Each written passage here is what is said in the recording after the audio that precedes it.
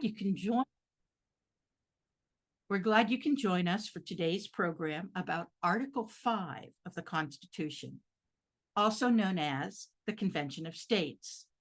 We will be hearing from Gavin Geis, who serves as the Executive Director of Common Cause Nebraska. I'm Judy Kelly, a member of the Lunch and Learn Committee, and I'm going to remind you one last time to mute your audio and keep your video off so that we can focus on our speaker. We use the chat function for questions and comments, so please type your remarks there. Gavin and I will be monitoring the chat, so type your questions when you think of them. And we'll get started, and the recording has already started. Gavin, would you please share a little bit about yourself? Absolutely. Thank you, Judy. And hello, everyone. Hi to those who know me and those who I'm new to. I am Gavin Geis, and as Judy said, I am Executive Director for Common Cause Nebraska. I live in Nebraska native, now live in Lincoln with my wife and my girls, and really just think this is a very interesting topic and one that I think we'll keep talking about and keep seeing pop up in Nebraska. So I very much appreciate the opportunity to talk with you all today about it. For those of you who don't know Common Cause is a 40-plus-year-old organization here in Nebraska, and we focus mostly and almost exclusively on democracy issues. That includes things like Article 5, but also expands out into voting rights and redistricting and campaign finance reform. If you can't guess, we often, very frequently, work with the League of Women Voters on all those fun topics. So it's always a joy for me to get to talk with you all, knowing you're informed and interested and engaged on these subject matters already. Am I good to just take it away, Judy? Take it away, Gavin. Fantastic. Okay, introductions aside, and hello, good afternoon. I'm gonna pop over to the share real quick, make sure we're good there, and then we'll get going.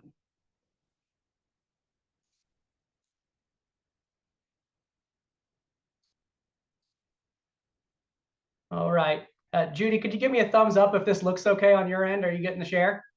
Perfect. Okay, thank you.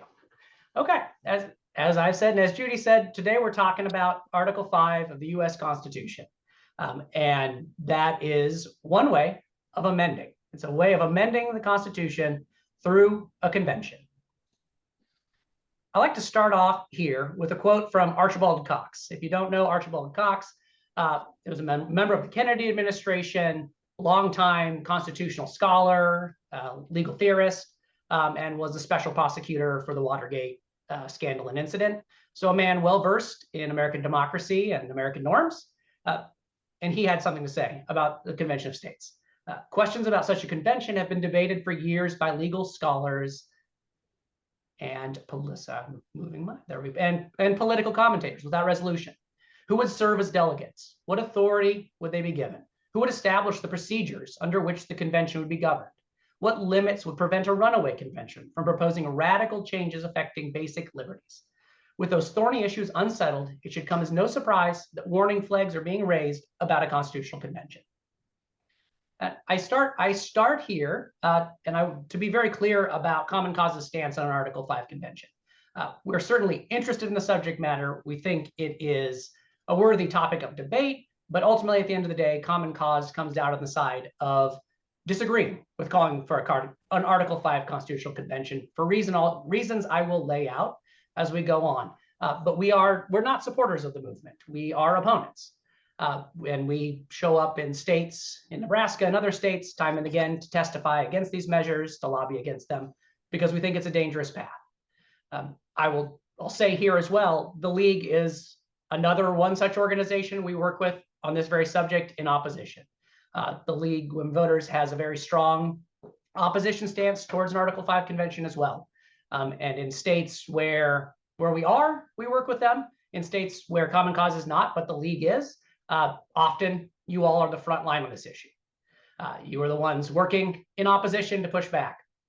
So we thank you for this opportunity today, but also your support and your allyship in this. to start with, I want to take a moment just to talk about what is an Article 5 Convention of States. What are we even talking about? Well, the Constitution, the US Constitution, gives us two ways of amending the Constitution. One of them many of us are very familiar with, right? We all know how Congress can go about proposing amendments to the Constitution, right? When both houses, 2/3 of both houses of Congress propose an amendment for the Constitution, it goes to the states. The states can then vote on and ratify it. But that is the one we're most familiar with. But the Constitution gives us another option, and that is the Constitutional Convention model, wherein 2/3 of the states can apply. They can apply to Congress to call a convention. Now, what happens after that convention is called and how those applications end up turning into amendments is a topic we'll get into, and is honestly an open-ended question. But so these are the two models Article 5 gives us. Here is the text of Article 5 of the Constitution. I've underlined the relevant section for our discussion here today, but this contains therein almost everything we have on the subject, right? The Congress, whenever 2/3 of both houses shall deem it necessary, shall propose amendments to this Constitution, or on the application of the legislatures of 2/3 of the several states, shall call a convention for proposing amendments. That last section, which I won't read now, we'll talk about that later, talks about the ratification process. But for right now, what we're talking about is that underlined portion, right? On the application of legislatures of 2/3 of the several states shall call a convention for proposing amendments. That is all the Constitution gives us. And I want to say that that is basically all the law we have on the subject, right? It seems small. It is one part of a sentence, but it is everything, all the authority we have to work on as we dive into this debate and this discussion.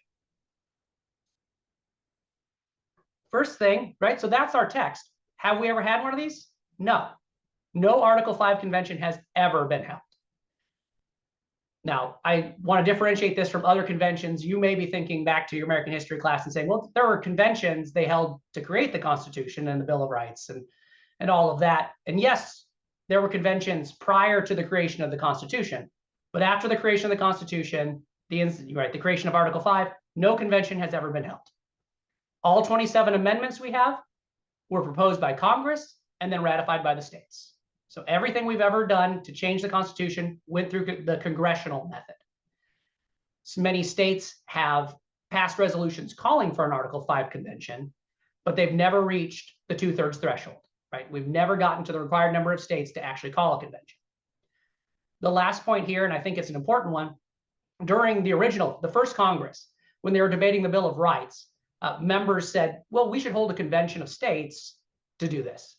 We have so many things we want to add, let's do it through convention. But ultimately, they decided against that. They decided against that because what they found was that it would open the Constitution up to too much scrutiny, right? They had just created this document. And the conclusion they came to is if we have another convention, it'll open it up and we'll lose all of this compromise we've worked toward. We'll lose all this work we've done so far, will be washed away once a convention is called. So they ultimately decided it was too powerful of a tool, and they opted not to use it and went through the traditional amendment process. All right, so no convention's ever been held. That is, at this point, that is the legal foundation which you really need to know. You need to know the text and that we've never held a convention before. And so we don't have a lot to work on when it comes to talking about this issue. We have Article 5 and our history shows that we've never used it, despite many, many calls. Next, I want to go take a slight detour here and talk about Article 5 in Nebraska. What has this discussion looked like in Nebraska through the years? I've got a bit of a timeline here to walk us through. So I've only been in this role for 10 years. I don't go all the way back to the founding of Nebraska, but we can look at our record and see how many we've put on the books over the years. 9 Article 5 resolutions are currently on Nebraska's books, right? Once they're passed, they're on there. So we have 9 on the books, and they go back to 1893. That 9 includes a reaffirmation of a prior one, as I state here, right? There was a balanced budget application passed in 1979. We reaffirmed that in 2010. I counted that as 1. But between that 1979 and 2010 period, there was really no discussion no additional resolutions passed. It was not a topic that was at the forefront of legislators' minds during that period. Then in 2010, we had a reaffirmation. And then beginning in 2015 through 2019, that was Senator Laura Ebke's time in the legislature. She really brought this back to the forefront of political discussion in the legislature. It was an issue she was very passionate about as a political scientist, as a libertarian.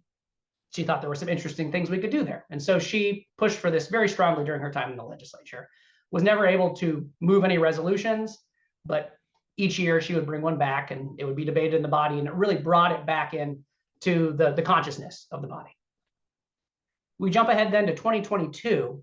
After Senator Ebke left office, Senator Halloran took up the torch of a constitutional convention. It became one of his main focuses during his time in the legislature. In 2022, he managed to pass LR 14 through the body.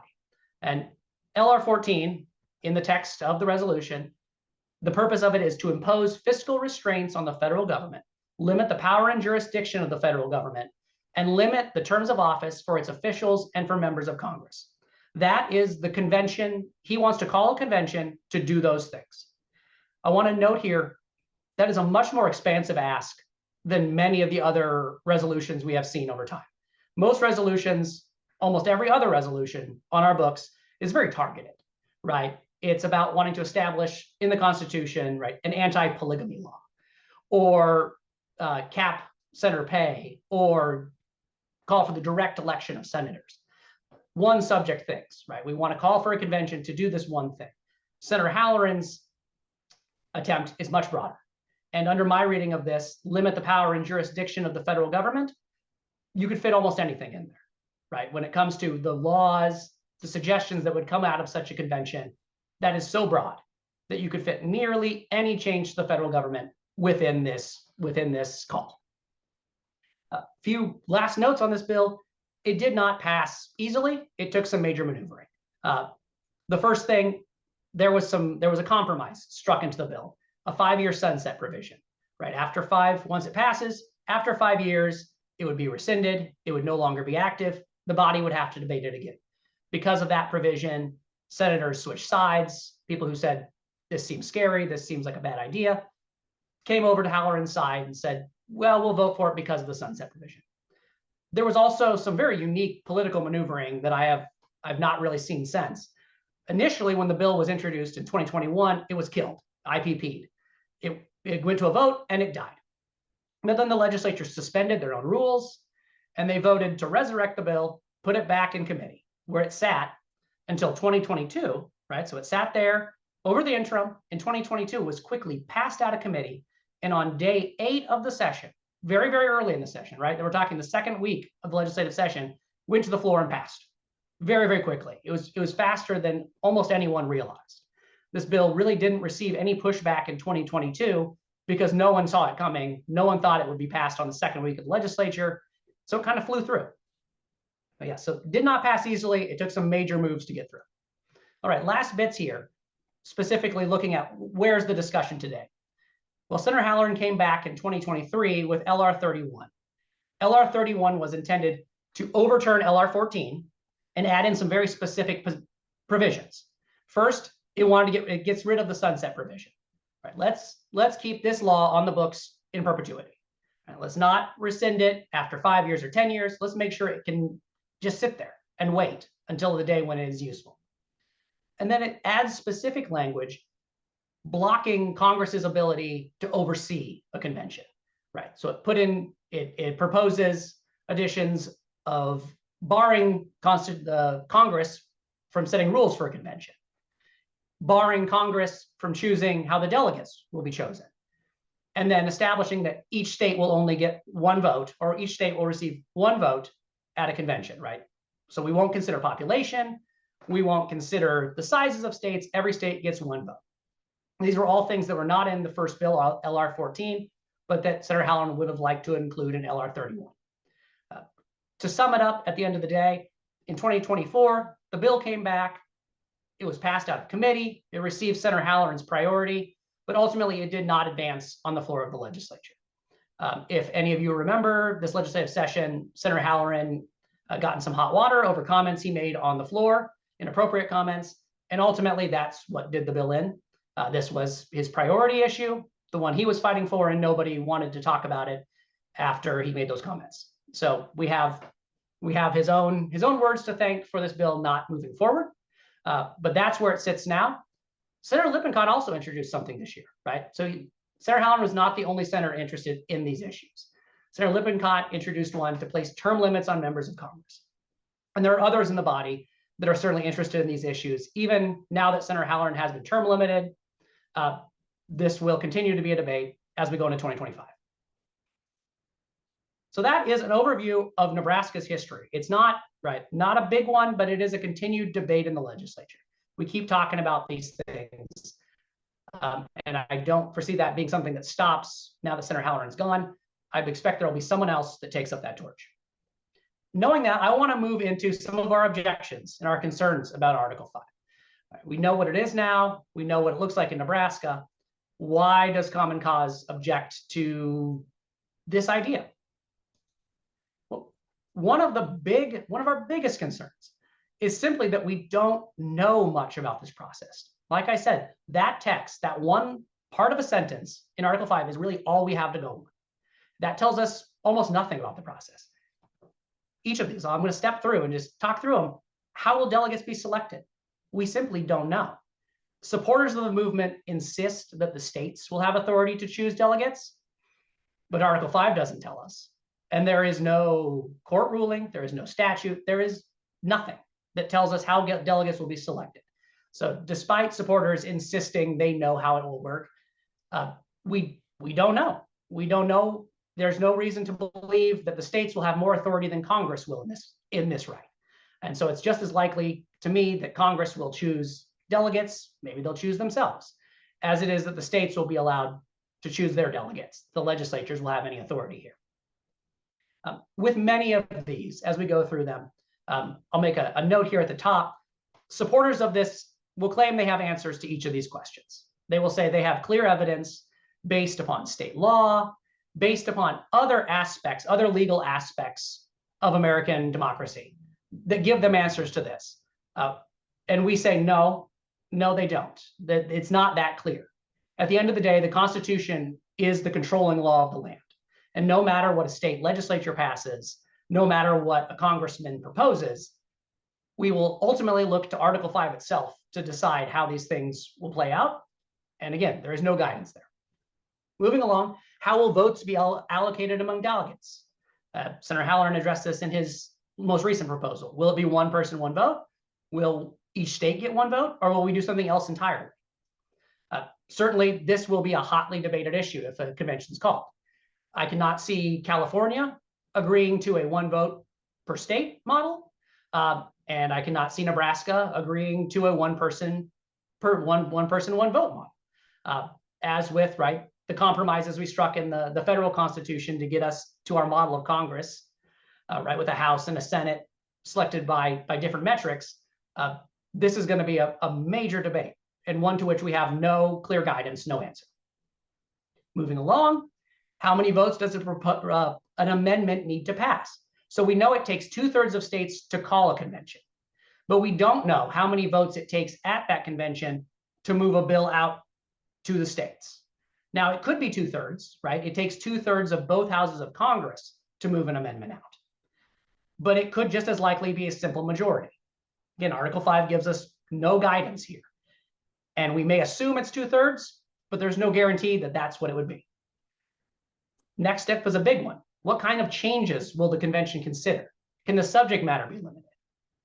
Many say, the subject matter will be set strictly to what is called for in these calls from the states. So if we get 2/3 of states calling for a federal balanced budget convention, they can only talk about a balanced budget. Now, there are many legal scholars that say it cannot be restricted, right? Even if the call is narrow, there's no guarantee that the convention will restrict itself, or that there will be legal authorities that force it to stay on subject.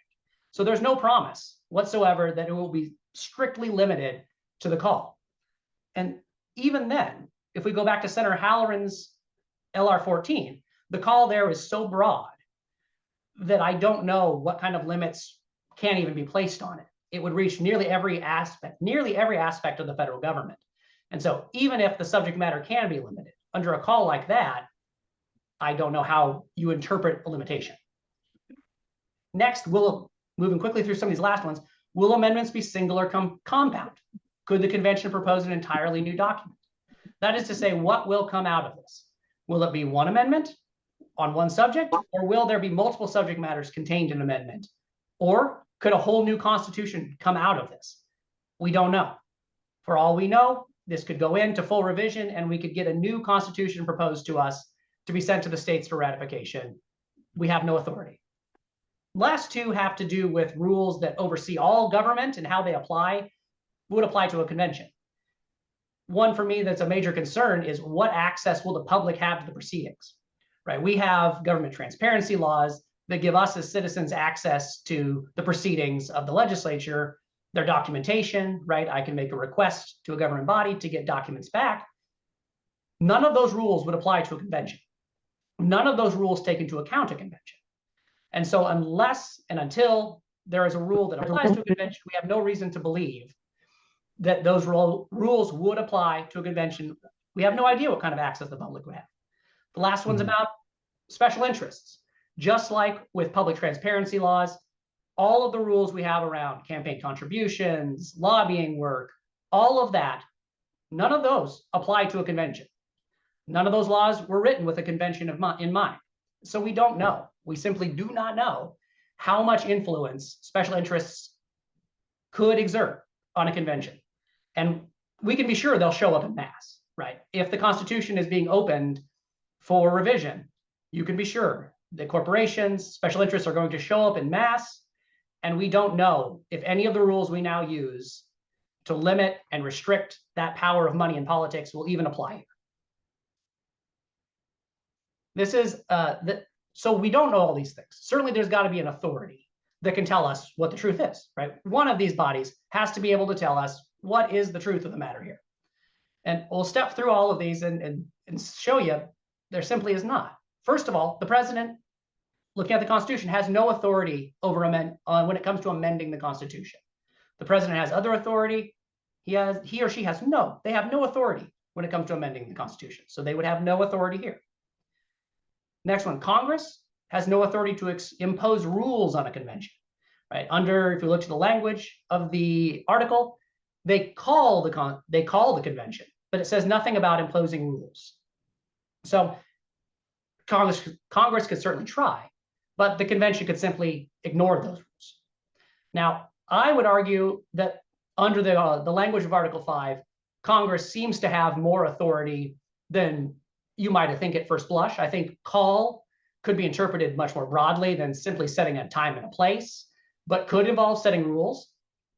But proponents of this fiercely disagree with me on that. Proponents of this insist that Congress has no authority here because they do not want Congress to set the rules. They want the states, they want the convention to set the rules. So even if I think that the article could be interpreted to give Congress more power, those who want this to happen disagree and would give Congress no additional power whatsoever. Next up, we have state legislatures. Maybe they can rein in this. Maybe they can set some authority over their delegates and over the process. And that simply is not the case, right? The US Constitution is the law of the land, right? It's the top of the hierarchy. And so federal processes, federal convenings under the Constitution cannot be controlled by a state legislature. They have no say in this process. States are subject under our federalist system. States are subject to the US Constitution and cannot control the Constitution. So they have nothing to say. Lastly, certainly the Supreme Court will save us here. Well, if you are still feeling positive about the Supreme Court at the moment, and I know many are doubtful and frustrated with the court at the moment, if you still think the Supreme Court could save us here, they have ruled on this. And what they ruled is that when it comes to amending the Constitution, those are all political questions, which means they can't say anything about them. They have no say here. They are left to the political divisions like Congress to decide, and the court will not intervene. Now, if this were to happen, if a convention was called, certainly there would be lawsuits, right? And those lawsuits would go to the Supreme Court. And given the nature of the court right now, perhaps the court right, overturns this precedent. They say, no, that's old law. We have a new interpretation. Let's go with that. Even if that's the case, right? And that's a big assumption that that could happen. Even if that's the case, there's no telling how they will come out on any of the questions raised before. We simply don't know. And we don't know what law, what precedent they would look to in making their decisions. So even if the court chooses to step in, that's no guarantee that any of this will go well for you and I as average people. It's only a certainty that it would be immensely chaotic and, again, fraught with those special interests pushing their own agendas. That leads us all, right? All of that leads us to the conclusion that only a convention controls a convention. Once a convention is called, they will be their own authority. They will set their rules. They will decide how all of this works. And certainly we can hope that only the best, the brightest, the most honest and altruistic go to a convention as delegates. But given the nature of politics, given the complexities of amending the Constitution, it is certainly a risky idea to let a convention be its own checks and balances, to have no external body that can oversee or protect us against oversteps. But from what we know of the law at this moment, only the convention will oversee the convention, and they will set their own rules. All right, this is the point at which people usually start to say, well, we have the ratification process though, right? Even if everything you just told me is true, right? Even if there aren't any rules, even if this is a bog, right, of uncertainty, ratification will save us. And I am sorry to say that is not a certainty either, right? Let's look at the ratification process and why that won't protect us. So first off, let's go back to our text of Article 5, just so we know what we're talking about. So this first part, Article 5, is, right, how the Congress passes them, how a convention of states comes about. And then we have this section on ratification. In either case, so no matter how the amendments come about, the states, that amendment shall be valid for all intents and purposes as part of the Constitution when ratified by the legislatures of 3/4 of the several states or by conventions in 3/4 thereof. So either method, it goes to the states where it must be approved and ratified by 3/4 of the states. That should be a decent check and balance, right? It should protect us against overstep here. And as I said, unfortunately, it is not that simple. First of all, and it is an important point to make, even if 38 states do not ratify a proposed amendment, even if it comes out it's bad and 38 states don't ratify, that proposal stays forever. It is always out there waiting. We have a very clear example of this. In 1789, the 27th Amendment was passed by Congress, which was put salary increases for Congress. In 1789, it was passed. It wasn't ratified until 1992. Over 200 years later is when they dug it back up and they passed it. So these things don't die, right? They don't die. They sit there and they wait. And they wait for changes in legislatures, right? They wait for an election cycle where maybe the Nebraska legislature stops it today and we say it's bad, but we don't know what's to come next election or 10 years from now or 20 years or 100 years from now, right? Maybe that amendment is so egregious and limits, right, our First Amendment protections in such a terrible way that we stop it today. But what happens in 200 years when all of our thinking has shifted and our legislature has shifted dramatically in how they think about these subjects? So that's one thing that we should be concerned about, is that they will always be there waiting. The next thing is that the convention could disregard Article 5's ratification procedures. Now that seems like a stretch, right? And what I'm saying here is they could say, well, we don't need to ratify the way that Article 5 tells us to. That seems like a stretch, but we have an example from American history. In 1787, the Philadelphia Convention disregarded the ratification procedures for the Articles of Confederation. Step next, and this is a slide on just that. So the Articles of Confederation, right, the document that preceded the Constitution, had in it ways to amend, right? It had similar ways to amend that our current Constitution does. And when the body that came together to rewrite the Articles of Confederation, when they came together and wrote a brand new document, right? They didn't just amend the Articles. They wrote a brand new document, which is now the US Constitution. What they did was they rewrote it, and they did not go through the ratification procedures. They ignored them. They fully ignored them, voted on them themselves, and passed them into law. That is interesting because it is the closest example we have legally, historically, to an Article 5 convention. It's the one thing we can look back in our history and say, that was basically an Article 5 convention. And the founding fathers ignored the ratification procedures there. It certainly leaves the question of could a convention today do the exact same thing? Could they look at the Article 5 ratification procedures and say, no, they didn't. We didn't do that in our history. We're the new founding fathers. It's time to move forward. It's time to move forward without this annoying ratification process. We have a new document for everyone. Again, that could be a stretch. That could be a lot. And we hope that all the people that go to these are honest, looking out for the public interest individuals. But it's a troubling example from our history of people ignoring the rules and moving forward without actually taking into account what that will mean in our future.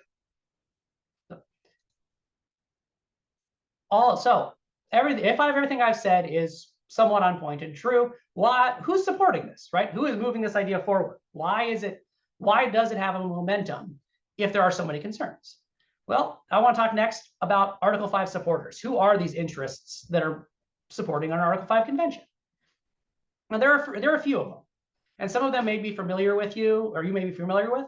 Some of them you may have never heard of before. A few on this page I want to talk about are the Convention of States and ALEC. Convention of States is both, right, the name of the gathering, right? You can call it a Convention of States, and it's also a nonprofit that works in the 50 states to advance an Article 5 convention. I'll say that Senator Halloran's LR 14 is a Convention of States bill, right? It is modeled on the principles of this organization, Convention of States. That organization is led by a man named Mark Meckler. He is involved in various right-wing political movements.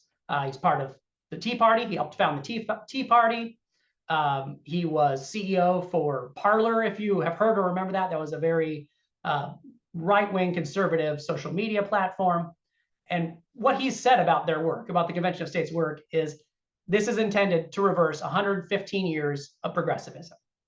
He said that as this is what people say it is, but he agrees. That is the goal of the Convention of States, is to turn the clock back 115 years and undo all the work that's been done in America over those last 115 years. Like I said, the Convention of States is a national organization, and they lobby in state houses fervently across the nation on this one issue. Right? They are one issue organization, and they are everywhere, and they are working hard. They are in Nebraska. They are talking to our senators. They are doing this work across the nation. They are well funded.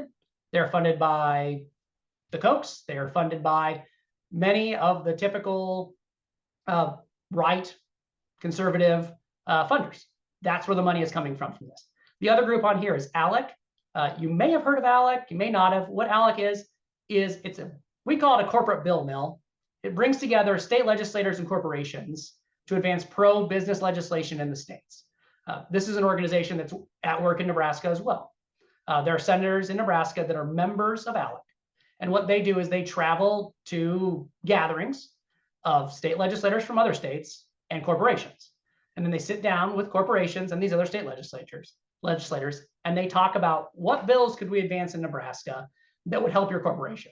What bills could we advance in Nebraska that would be pro-business, that would get regulation out of your way, that would help you make money? And so ALEC, what is supposed to be kind of a corporate interest group, are majorly supporting an Article 5 convention these days. One of their top priorities is calling for an Article 5 convention of states. That seems odd, right? Why would this corporate supporter sponsor this organization made up of corporations want an Article 5 convention of states? Well, I'm sure many of you can answer the question for yourself, right? There's a tremendous power in an Article 5 convention and tremendous opportunity to make money depending upon what comes out of an Article 5 convention. So they are fully invested in bringing about an Article 5 convention, and you can be sure that they will be at the table when or if it comes about, right? the corporate interests that are pushing for it today will be there tomorrow if it's called. Next supporter I want to touch on is Scott Walker. You may remember him. He's former Wisconsin governor. He is leading an organization focused on passing a balanced budget amendment at the federal level. He wants an Article 5 convention to pass a balanced budget amendment. This organization is one of the more successful in passing these in the states. They have passed them in 28 states, and so which puts them just 6 states away from the 34 count. This goes into a little bit of some of the fuzzy math they're utilizing to argue a convention should already be called. And this is one of Governor Walker's biggest contributions to this movement, is they brought a lawsuit suing Congress stating that the convention has already been met, the threshold has been met, it needs to be called. They do that by bringing in 6 state applications that are really not on point, right? He's brought in non-matching resolutions. He calls them plenary, says they're close enough. And so we should go on ahead and call the convention. That lawsuit failed in 2020, but we're hearing that another one is in the works, that they're going to bring in some other resolutions and try to argue again that a convention has already been, the threshold has been reached and a convention should be called. So those are the main actors. What do they want? Well, they've told us for the most part what they want. Some calls are really straightforward, at least on their face. Right? They want to establish a balanced budget or term limits for federal officials. That's what they say, right? On their face, they say, this is what we want to do, and we want to call a convention for those purposes. Now, as I said before, there's no guarantee that just because it's called for that purpose, that it will stay on that purpose. But when they come in and they speak about these subjects, that's what they talk about, single subjects. Some are much more complex, like Senator Halloran's LR-14. A mock convention held by Convention of States, the organization that LR-14 bases his language on, they held a mock one. They held one of these in 2023, and these were the ideas that got advanced out of that convention, which gives us a little insight into what would they do if they had this power. First, they would effectively repeal most civil rights, labor rights, and environmental and consumer protections. They would kneecap the federal government's ability to regulate anything. They would take away court precedent that's been built up over the years that gives the federal government the ability to determine, right, what's affected pollution levels in lakes and waters, how can we enforce voting rights equally across the nation. They would take away that ability from the federal government. They also advanced massive cuts in social services and benefit programs like Social Security and Medicare. So cut off tax dollars, cut the budget.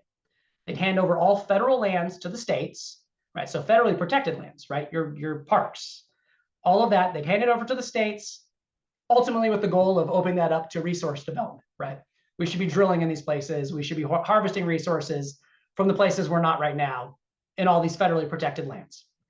And here's another pretty extreme one. They'd allow a simple majority of states to nullify any federal law or regulation. So if a majority of states don't want to follow a law, they can simply say no, and the law no longer exists. And the last one is a protective measure on their part. They want to lock the Supreme Court in at 9 justices. They don't want to see the court expanded because they know court expansion could open up new methods of improving, and maybe growing the court could have benefits in some ways that they don't want. So they want to lock it in at 9 justices. These were the measures that came out of a mock convention. So we can be sure that these are the issues and the ideas that would come up at a real convention. If it were called today, these are the ideas that would be being pushed and being talked about. I'll note here that many of these ideas, you may have heard of Project 2025. I'm sure many of you have heard of Project 2025, given the presidential election, the debates. Many of these line up very closely with provisions from Project 2025. There is clear overlap in the goals of these organizations and those pushing Project 2025 as the presidential agenda. This is just another way to go about achieving those goals by opening up the Constitution and sticking them deep in the rule and the law of the land. The last thing on this point is here's a map of where we sit. In 2023, here's where we sit in terms of all the different conventions or the calls in the states. There's a key on the right there that is somewhat helpful. BBA is a balanced budget amendment. COS is Convention of States. But this is just to give you an idea of this is what's being pushed across the nation, right? These are the debates happening in legislatures everywhere. It's not just Nebraska. It's not just our neighbors. It's everywhere. As I said before, the balanced budget amendment currently sits at 28 out of 34. So 6 more states, and the convention is called for that. The convention of states model, which is the next closest to that 34 count, is only at 20. But legislatures changed this year, right? Many switched houses or may switch parties. Who knows? Who knows what next year brings in terms of legislative progress on the convention of states model? So my conclusion here, and I said it from the top, we think that the Article 5 movement is a dangerous path. Common Cause believes that Article 5 is a dangerous path for us to walk down for many reasons, right? We start with, right, it's fraught with unanswered questions. We just don't, there's so much we don't know. There's more we don't know than that we do. And then you look at who the supporters are and their motives, right? What do they want to achieve through an Article 5 convention? Is it for our benefit, or is it for the benefit of those moneyed interests that are backing them? Though taken together, we risk the convention becoming a runaway convention, which runaway is basically it leaves the rails of what it was set to do and does what it wants to do, right? It may be set for a specific purpose, but then it goes and does whatever the people there in the room decide they want to do. That leads us finally to risking all of our constitutional rights, right? If it becomes a broad, expansive convention where everything is on the table, that means that none of our constitutional rights are safe. That means the First Amendment, the Second Amendment, the Fourth Amendment, they're all open. They're open for revision. They're open for interpretation. And knowing who's in the room and who's pushing certain agendas, we can be sure that if that's all on the table, major changes and major revisions are in store. Towards the end here, I want to assure you that this is not a left-right, Republican, Democrat issue, right? Even though many of the supporters are on the right, there are many on the right that are pushing back against this, right? We have here quotes from 3 Supreme Court justices basically calling into question the logic and the safety of a constitutional convention, right? Saying this is a bad idea. Why would we want to do that? But to illustrate even more why this is not a partisan issue, often the biggest support or the biggest allies Common Cause has in states where we're working on this are gun rights groups, right? Whatever your feelings on that, supporters of the Second Amendment are extremely concerned about this movement because they're worried that their rights are going to be taken away. They see the same, they have the same fears, they see the same problems we do, and say, if this is opened up, the things I care about are gone. And so they'll show up in support of overturning these, of fighting back against these. And you'll see Republican and Democratic senators in many states who just debate and discuss this, saying this doesn't make sense. This is dangerous. So I want to assure you, this is not a partisan issue. This is an issue of how do we go about revising the Constitution and what are the threats we're facing. Last slide as I conclude. So what comes next, right? Knowing all of that, what's next? What's the movement in Nebraska? Like I said before, we're going to keep debating this issue. We are going to see next year probably additional bills to call for a convention or potentially bills pushing to overturn LR 14. We're going to keep talking about this in Nebraska. It's not going away anytime soon.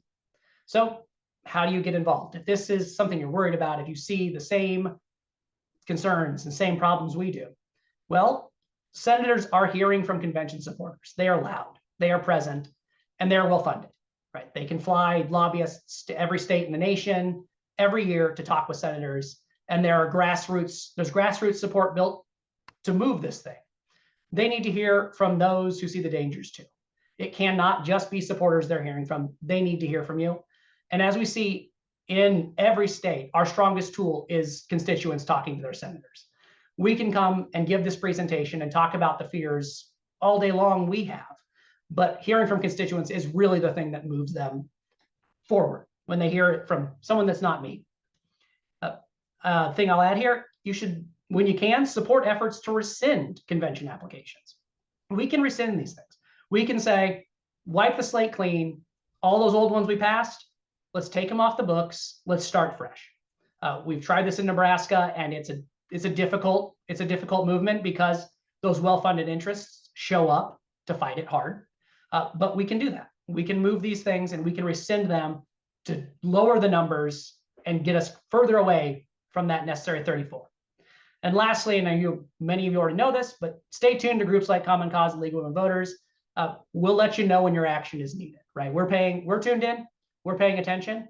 And so if you're tuned into what we're talking about during the session, we'll let you know when your help is needed and when senators need to hear from you, because like I said, that's what's going to move this. That's what's going to stop these things.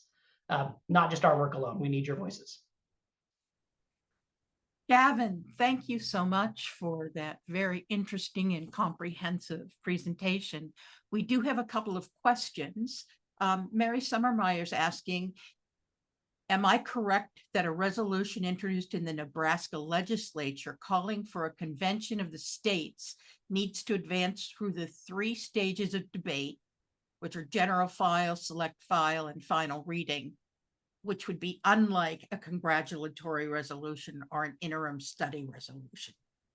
You are correct. It takes full debate. It's not right one of those simple congratulatory ones. They do give it the full 3 rounds of debate. You're correct.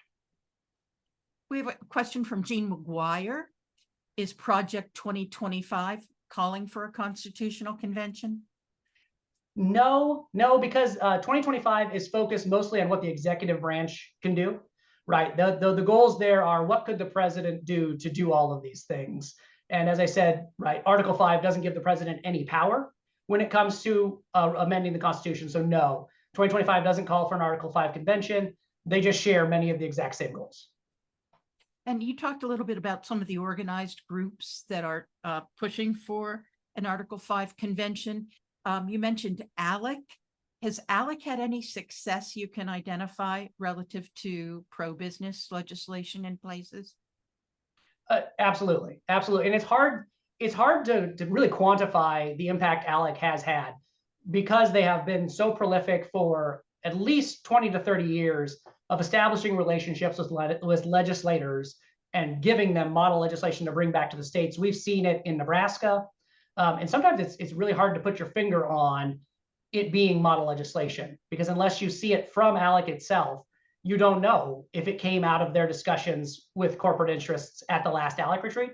But yes, they have absolutely had success in Nebraska and in other states. They're so entrenched in state legislatures now that it's hard to separate their influence from the work legislators are doing day to day. If anyone else has a question, please add it to the chat. Gavin, are there other states where it looks like they are on the cusp of supporting an Article 5 convention? Yes, there are. Let me check. I wrote those down beforehand because yes, there are a couple this year that are going to be fairly contentious as we get into the new session. Let me see. My apologies if you have. Well, there's a few states where it has never passed, but that are definitely going to be targets this year. Montana and Idaho have never passed them, despite them being very red, deeply red states. But that means that they are all the more targets in the upcoming year, where they will certainly be pushed and debated. And we're seeing these across the nation. I would expect to see them in most state houses in one form or another next year. But yes, I would say, yeah, Idaho is definitely one that's on my radar.